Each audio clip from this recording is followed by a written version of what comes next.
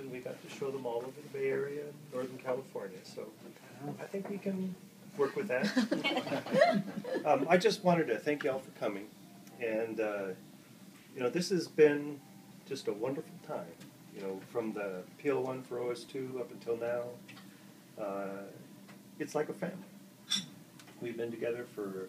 I'm the new kid on the block. Yeah, what was your starting year and where was it? I started in 1981, I think it was.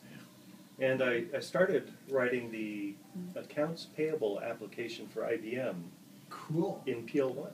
Wow. Senator Teresa An application program. In F Tower. Yeah. Back when the Yeah, in F Tower. So I've gone full circle, even though it was mostly in F Tower. Spinning around. There was a little period. Was that C or D or whatever that was? Yeah. We went D. We went D. No, I went to QMF. QMF? Yeah, I had to get away from that. We were the accounts payable system was a PL1 IMS application.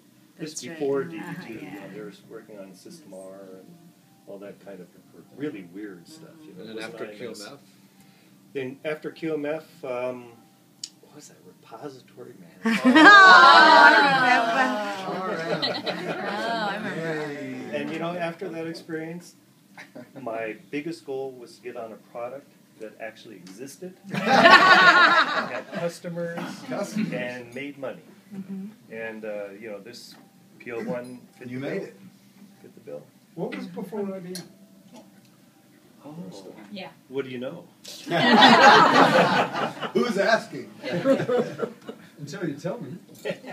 You know, the funny thing is, I wouldn't have worked at IBM had I not taken a job at a winery in San Leandro. That's a little different. Oh. Yeah.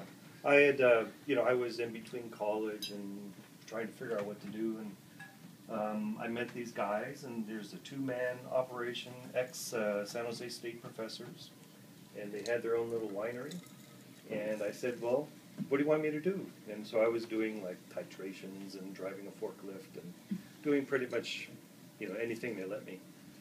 And then I went back to Cal State Hayward and a Master's of Information Systems. And in my first quarter there, I interviewed with IBM. And the guy that interviewed me was, gosh, I forget his name. It wasn't Hallahan. He was his boss. He happened to be a home vintner. He said he was mountains. And he was looking over my resume and he said, "Oh, you've worked in a winery." And that's all we talked about. And this was for a summer co-op, and I got the job, and they let me stay. So. This wine theme. You know, you really do have to follow your bliss.